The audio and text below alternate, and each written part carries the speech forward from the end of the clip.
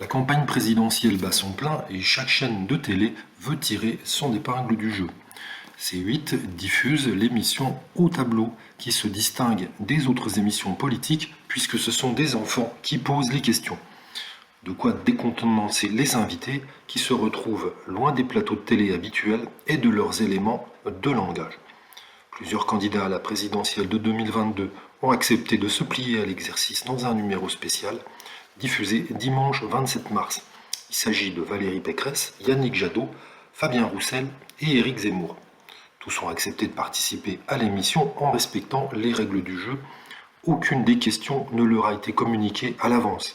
Ils ne savent rien à part qu'ils vont être interrogés dans tous les sens sur leur parcours, sur leur enfance, sur leur programme. Il y a aussi des questions personnelles. La question sur le premier homme ou sur la première dame est aussi légitime de la part de n'importe quel Français. Comme il devait probablement s'y attendre, Éric Zemmour a donc été interrogé sur sa vie personnelle. Rappelons qu'il est père de 3 enfants qu'il a eus avec Mylène Chiche-Portiche, qu'il a épousée en 1982. Mais il a tout récemment officialisé sa relation avec sa conseillère, Sarah Knafo.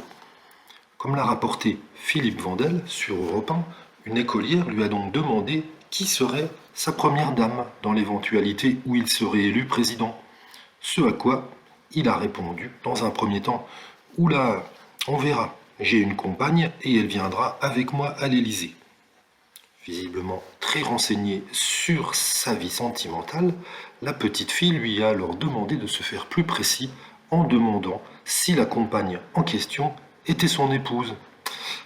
Non, la future première dame, elle est partout, de toute façon, ne t'inquiète pas, elle est dans tous les journaux, tout le monde la connaît, et elle travaille avec moi en plus, a rétorqué Zemmour, en faisant référence, bien évidemment, à Sarah Knafo. En revanche, toujours selon Philippe Vandel, Zemmour aurait refusé de répondre à une question si oui ou non il était marié à Sarah Knafo.